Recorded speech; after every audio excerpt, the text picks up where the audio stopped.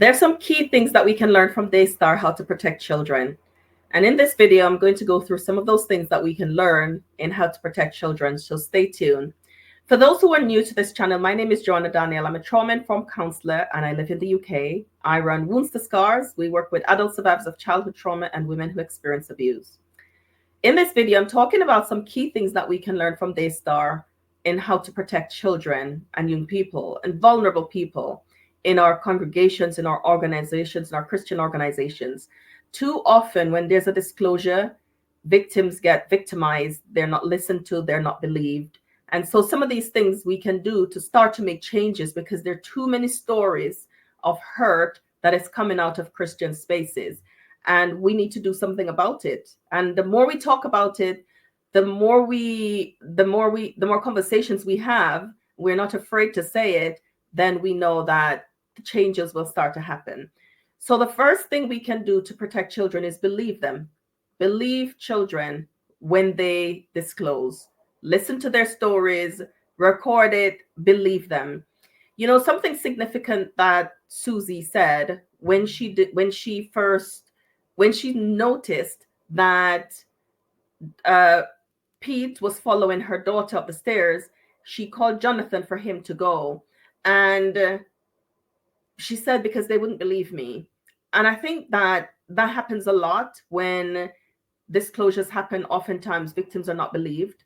Oftentimes perpetrators are people in positions of power or protection. Sometimes families gather around the perpetrator, gather around, organizations will gather around one person when a disclosure is made and make a decision whether it's true or not without investigation. But if we start to believe children and prioritize their safety, you know, then things will start to shift if we believe children. If we look for changes in behavior, children behavior will change. They'll become fearful and frightened, and they'll become there are different things that will happen with children as it relates to behavior change when there's been SA, right? So if we believe children, sometimes the people who they're disclosing about is people that we know and love and hold in esteem. You know, these people are held in high esteem. And so because they're held in such high esteem, we struggle to believe. And that is normal, you know, to struggle to believe. We're humans. But if we believe and we set out to investigate so that we can protect, then we're helping everybody when we do that. We're helping the alleged perpetrator and we're helping the victim. If we know that forgiveness doesn't mean restoration, so we can forgive. There were behaviors, and I'm sure as Jonathan and Susie reflect, there are things that, like any family, perhaps they're reflecting on and wish they had done differently. Wish they had forgiveness for them within that system that they were in, meant that you have to restore this person to relationships that you had with them before. You cannot create distance between you and them. You must not have boundaries that mean that you're not letting them in.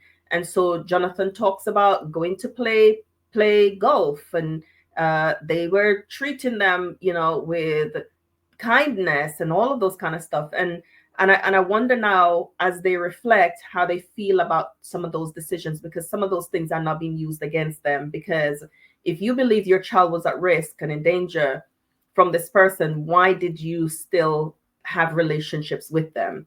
And I think many families will, sometimes when people are reflecting, they wish they'd done things differently.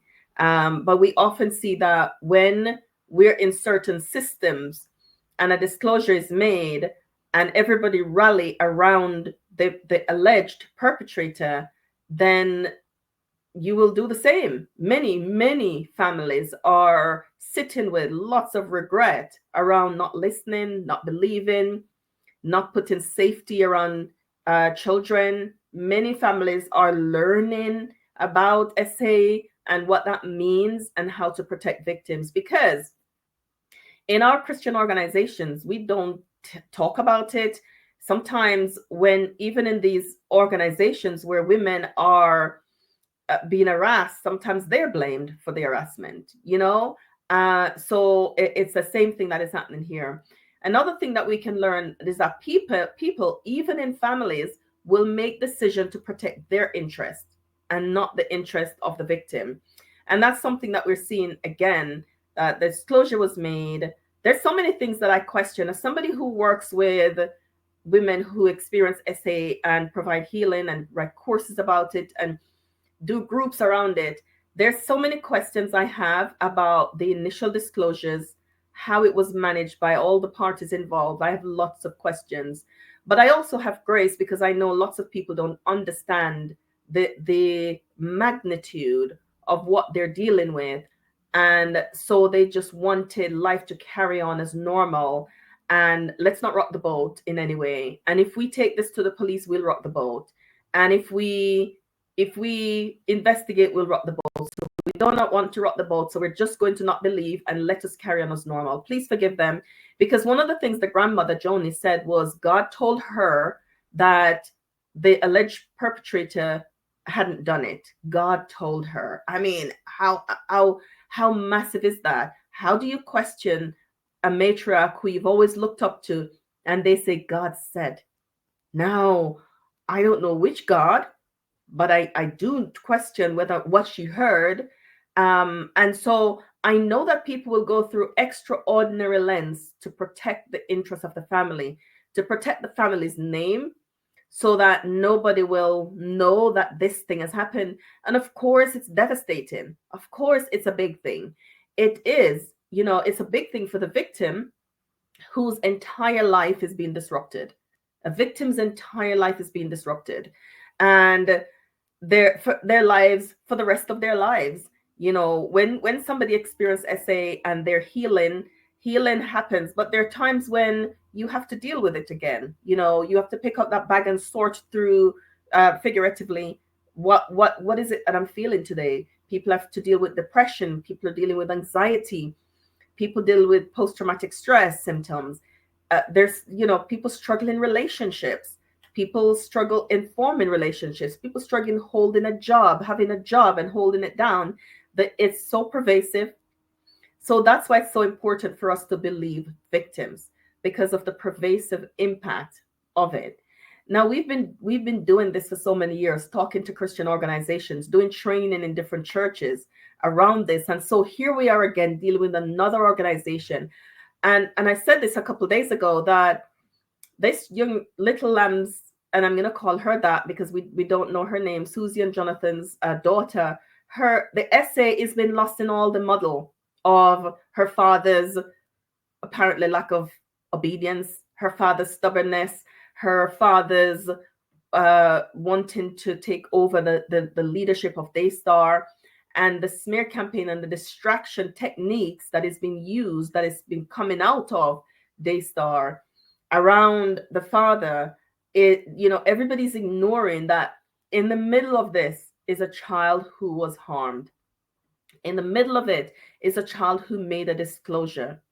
And I know that behind the scenes, behind everything, the parents will have to be dealing with all of the fallouts for this little girl, all of the ways that SA has impacted people.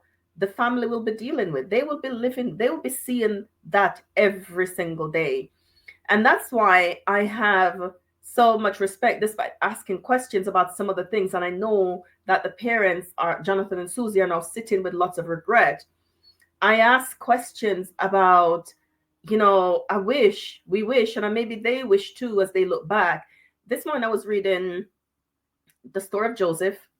And that's why I'm saying they must be you. When Joseph came to the place where Potiphar's wife asked, Potiphar's wife wanted him to sin, Joseph chose, he was a slave, and he knew that even though he was in bondage, if he had agreed to do what she wanted, he would have been in more bondage. He would not have been free. He may not have gone to prison, but he would be imprisoned in his heart because he knew that he would have done something that had gone against God. And he chose freedom.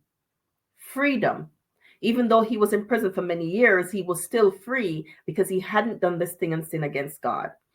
And when I reflect on this the all the information that is out there, all the information about Jonathan Susie, and see some of the places where the mistakes were made. And as we reflect, we can see mistakes that they wouldn't know at the time that they were making.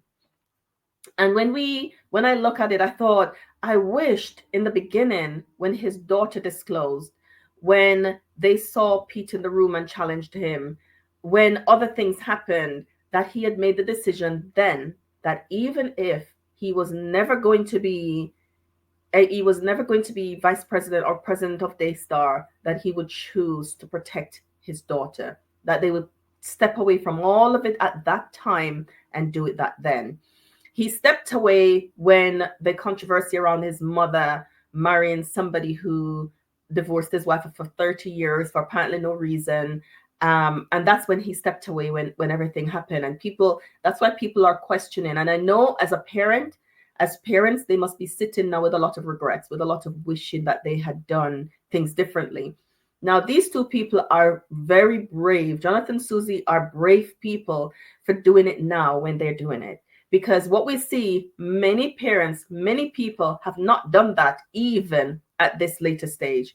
Many people would have signed those non-disclosure agreements and carry on with life as normal, and their daughter would be suffering. Many adults are healing from SA with parents who they told who didn't believe them and didn't protect them. Many people have had to still go to family dinners and Christmas gatherings and social events and honor the perpetrator. Many people have still been exposed to harm even after disclosure, because parents have chosen themselves and their career and friendships and family and kingship over their protection. So even if it's happening now, I think it's still happening, and it's really good that they're doing it, and they need lots of support.